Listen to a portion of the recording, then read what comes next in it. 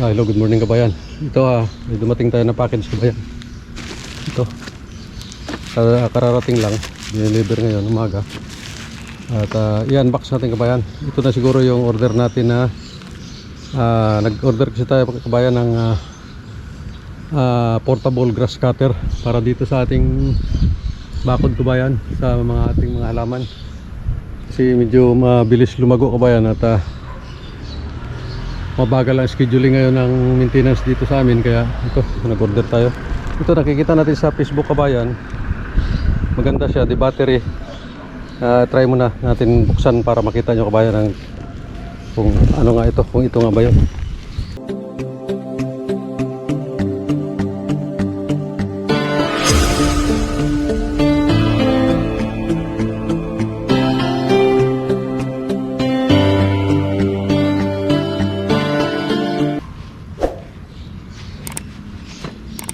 Buksan natin ito.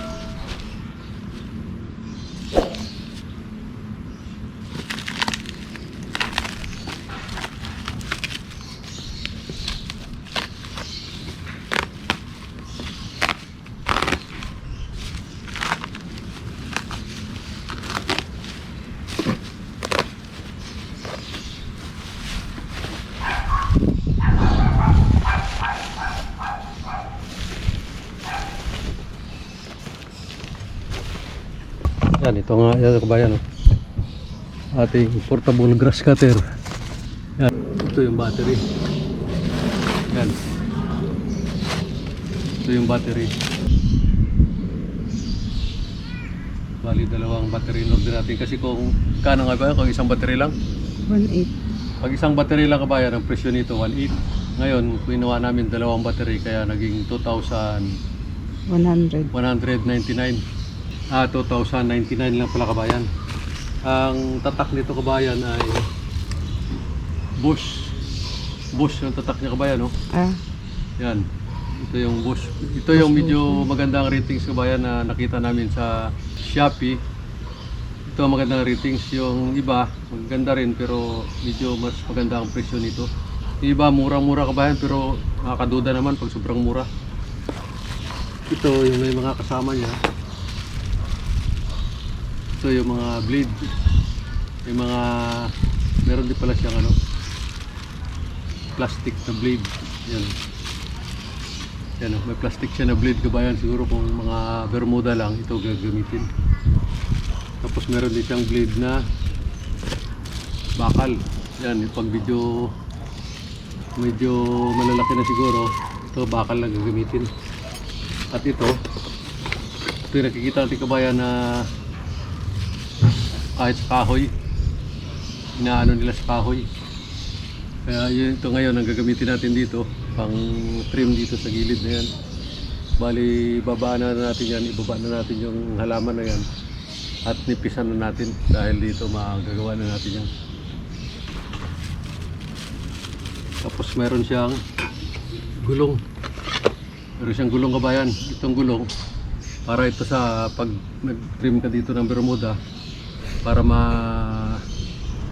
ma-fix mo yung tansya mo, yung taas, yung height ng gusto mong cutting. Yan. At ito yung kanyang protection cover para hindi ka matalsikan. Hindi ka matalsikan ng mga bato-bato. Dito meron siyang allen wrench. May allen wrench, saka dito socket wrench. Pag nag-assemble ito kabayan, mamaya i-assemble natin. Tapos sa inyo. At ito pala, dito pala yung kanyang charger. Yan, tapos ito yung handle. At ito na yung pinaka-hawakan. Bali gaganong-ganon lang to siya kabayan.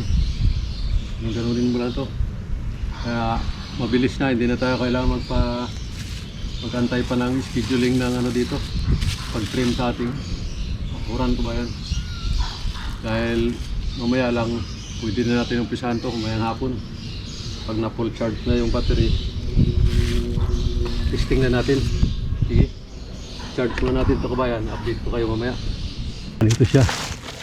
Ayan, battery ito kabayan. Ngayon, i-assemble natin mamaya at testingin. Tingnan natin yung performance nito. Hello kabayan, ito. Subukan natin yung ating bagong bili na grass cutter kabayan. Kanina nag-review tayo kabayan nung dumating at medyo okay naman. Ngayon, try natin kabayan yung actual na operation. Ngayon, subukan muna natin kabayan kung ayos yung performance. I-trim natin dito yung gilid. Ito yung mga gilid nito. Papantayin natin kabayan para malaman natin kung ayos. Tara, subukan natin. Yan, dito kabayan. Try natin. Tirahin natin ito.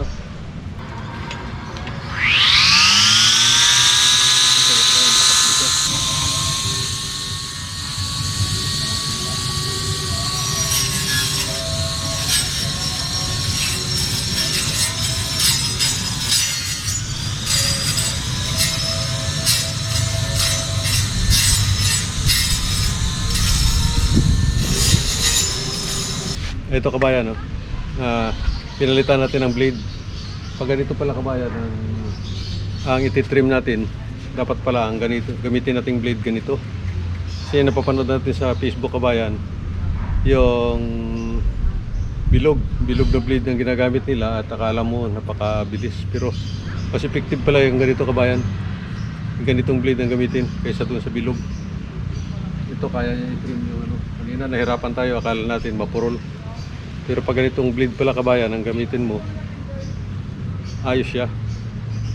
Kaya okay din pala.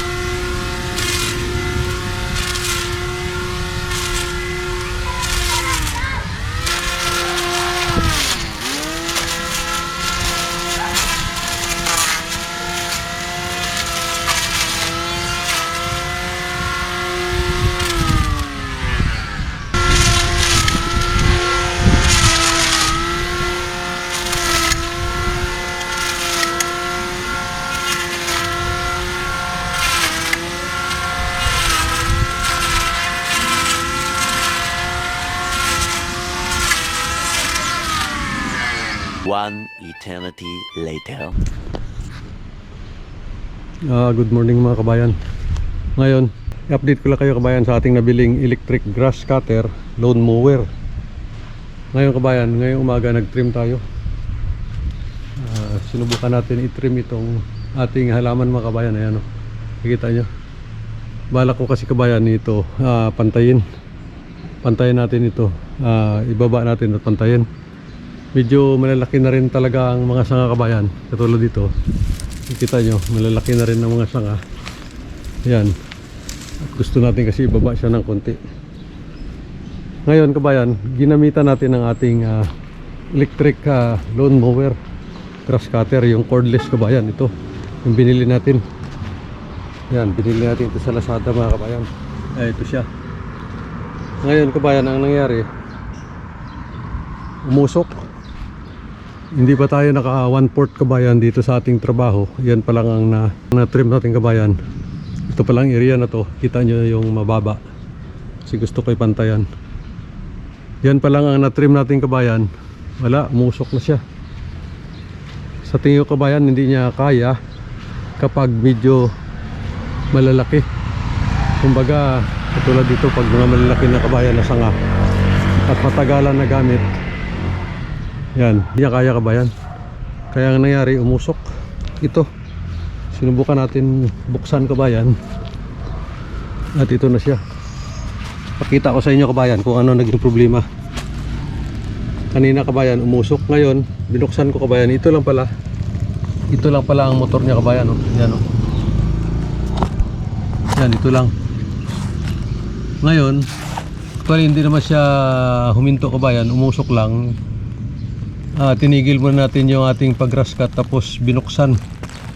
Ang nangyari kabayan, ito. Meron siyang pan sa loob na plastic. Nalusaw kabayan yung plastic na pan. At ito, gumagana pa siya pero wala na yung pan, nalusaw na. Ngayon, kung ito ay gagamitin natin kabayan at wala na siyang blower, siguradong masusunog din ito kabayan, hindi rin magtagal. Yan ang update kabayan. Ito lang yung motor niya kabayan. Actually, ginamit natin ito mag-trim doon sa mga dahon kabayan, okay siya. Saka dito sa mga Bermuda. Pero nung ginamit na natin siya sa mga medyo malalaking sanga kabayan, yan o katulad yan, hindi niya kaya kabayan. Kasi sa liit ng motor niya, talagang hindi kakayanin. Kumbaga hindi talaga siya tatagal. Kaya ang nangyari kabayan, umusok. Ngayon, chinek natin sa Lazada kabayan, meron din balang nabibiling motor nito. Parang 200 plus. Kaya ang mangyari nito kabayan, palitan natin ito ng bagong motor. Kasi sayang naman ito. Sayang naman itong ating unit kung hindi na magagamit. Kasi yung battery ang mahal dito kabayan. Oh. Dalawang battery pa naman ang binili natin. Kaya bibili tayo uli ng panibagong motor para magamit uli natin itong ating lawn mower. Kaya naman binidyo ko ito kabayan para malaman nyo at sa mga gustong may balak bumili nito, sa nagtatanong kung ito ba ay effective, ito ba ay maganda or matibay. So, ang masasabi ko kabayan, okay siya kung gamitin nyo lang sa mga Bermuda at sa mga dahon kabayan. Pero kung gamitin nyo na siya sa mga malalaking sanga kabayan, katulad dito, hindi, parang hindi siya bagay kabayan. Hindi niya kaya. Pwede siguro kabayan pa saglit-saglit lang, wag tuloy-tuloy. Kaya yan ang advice ko sa inyo kabayan. Napakaganda pa naman gamitin kabayan. Talagang handy siya at saka effective talaga sana. Kung pang trim-trim lang, effective siya kabayan. Maganda siya gamitin pang trim-trim lang. Lalo kung hindi naman makapal ang tinitrim mo kabayan at pang beautify lang siya sa Bermuda at saka mga dahon, okay siya kabayan. Kaya yan lang ang masasabi ko. Parang review ito ang ginawa natin kabayan kasi bago pa itong gamit natin at ito nasunog na. Pero depende kasi sa paggamit kabayan siguro. Kaya naman nagkaganon dahil ginamit natin sa sanga, malalaking sanga kabayan, kaya hindi talaga kakayanin. Yan. Kaya o-order tayo ulit sa Lazada mga kabayan ng panibagong motor. At madali lang naman ikabit oh. Palitan lang siya, suklob lang kabayan. Tanggalin lang yung wire at isuklob. Gagana na ulit itong ating electric grass cutter, cordless. Kaya yan lang mga kabayan ang masasabi ko. Siya nga pala ang tatak nito kabayan ay Bosch na piki. Yan o kabayan. Kasi kung ito ay original na Bosch kabayan, hindi ito masusunog. Pero sa liit naman ng motor niya kabayan, hindi talaga kakayanin. Hindi talaga kakayanin yung mga malalaking sanga. Kaya ang buhay nitong grass cutter mga kabayan, electric grass cutter ito, ang buhay nito ay depende sa paggamit at depende sa tinitrim natin. Kaya yung nakikita natin sa Facebook kabayan na kahit kahoy, malalaking kahoy ay kaya niya tumbahin, mukhang false alarm yung kabayan. Mukhang hindi totoo yun. Yan, hindi totoo yun kabayan, kasi ito nasubukan na natin.